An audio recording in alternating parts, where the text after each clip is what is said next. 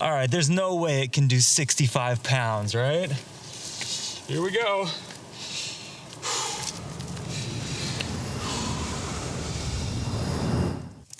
I feel as though cattail is like the duct tape of plant fiber, or the Swiss Army knife of the swamp, if you will, in that it's really not the best material for anything. And yet, at the same time, it's an incredibly useful material for almost everything.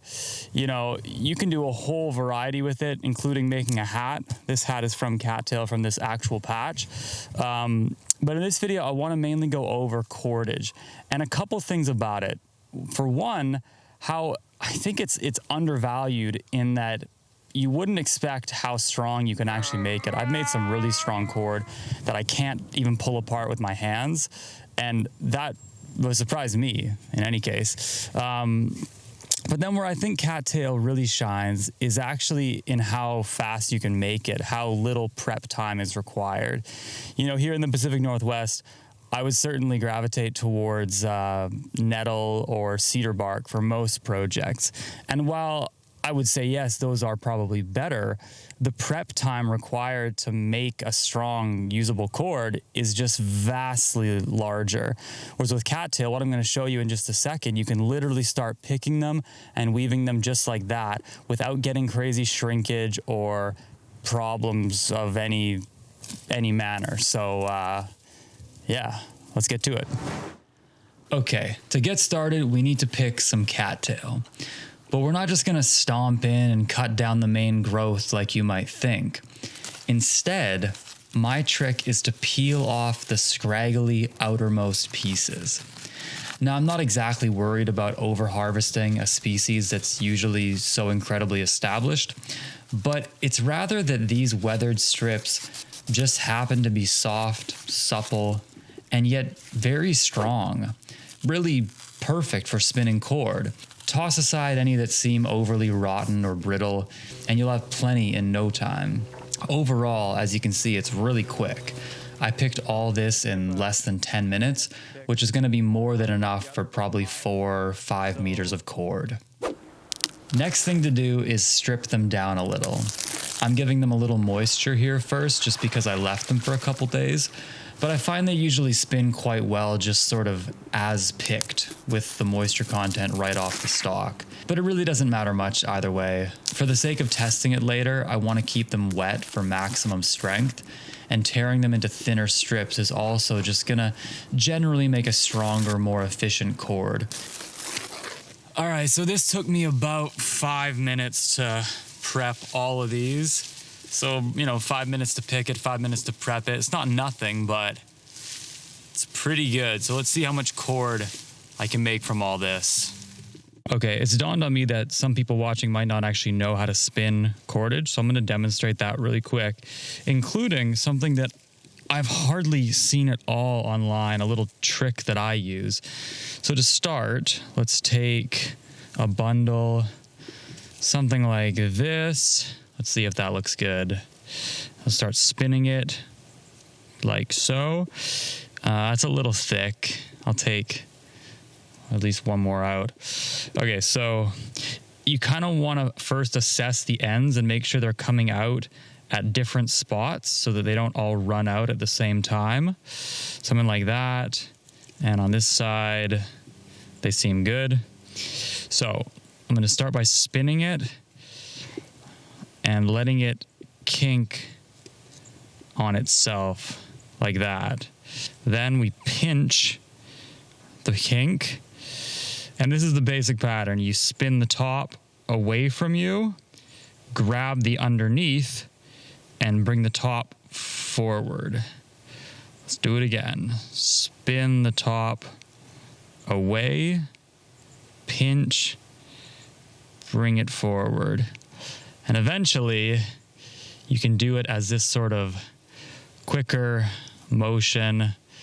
It's quite relaxing, actually. You can look away. You can even, you can look away and even just feel how it feels. Okay, so that's all well and dandy.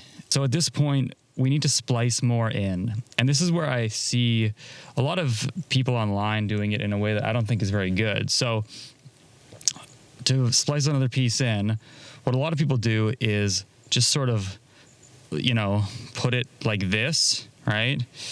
So it's most of it's coming out here to be new cord, and this little piece will just sort of hang out, and we'll snip that later. And then as you twist, it will become part of the cord, right? I think that way isn't very good. Much better is to splice it in like this. You take it between your fingers like this and sort of straddle it in right in the middle. So then the bottom comes to this side and the top comes to this side. And that way the entire thing is used, and it's going to be harder for it to slip and come out as you tension this cord. So then you can just keep twisting, and now it is part of it. And there's no tag end that comes out. I think that's the strongest way you can do it. So give that a try. And just like that, we've spun all this so far. And that right now, I can't break that with my hands. It helps that it's wet. Who'd have thought? Cattail. Anyways, I'm just gonna keep spinning now. There we go. There's about 3 yards of cordage. Took me about maybe a little over an hour and a half maybe. And now we get to see how strong it is. Woo! Okay, 15 pounds.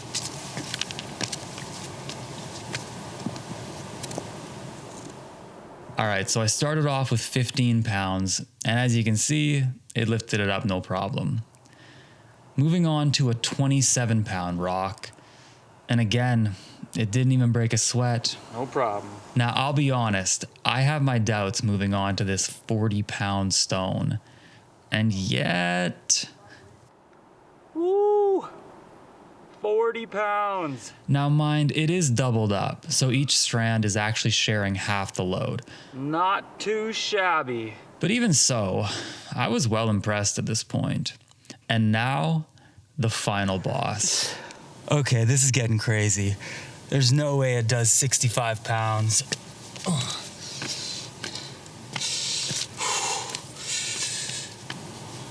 Okay.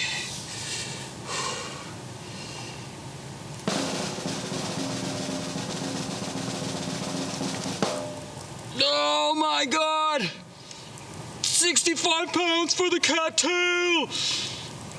Holy sh! Oh, there it goes. That was incredible. Oh my God. Wow. So that was pretty awesome. But did you know that this isn't even the strongest cord you can make? Believe it or not, the strongest cord is actually this little guy right here. Let me explain. If you cut fresh stalks, you'll notice on the lower third of the stalk are these translucent sort of wings that come out on either side. These are actually the toughest fibers on the whole plant. Now, technically, if spun as thick as our earlier cord, it would be even more robust. Although, at that point, the labor involved makes it hardly worthwhile to me. So when I utilize this resource, I usually spin something small and more subtle. And while at this size I can break it with a little bit of strength, it's still plenty strong to sew field repairs on clothing, make a rabbit snare, use as a fishing leader, or whatever else you have in mind. Now, before I wrap up this video, I'll just make a couple more points. For one, the wispy pieces we picked earlier, note that you can absolutely weave them just as is into a big ol' crude chunk of rope. Personally, I've never had a use for such a thing, as I don't think it would really be much stronger, if at all, than its thinner counterpart. But who can say? It looks cool in any case.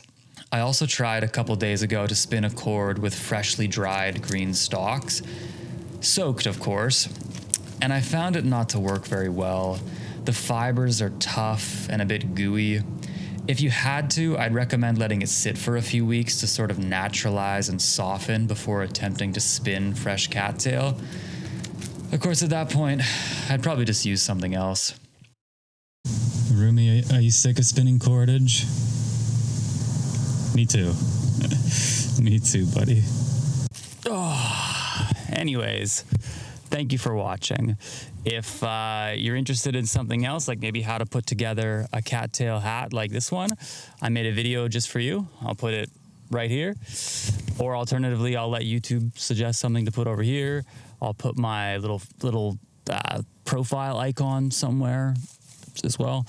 And yeah, really happy that you tuned in. I'll see you in the next one.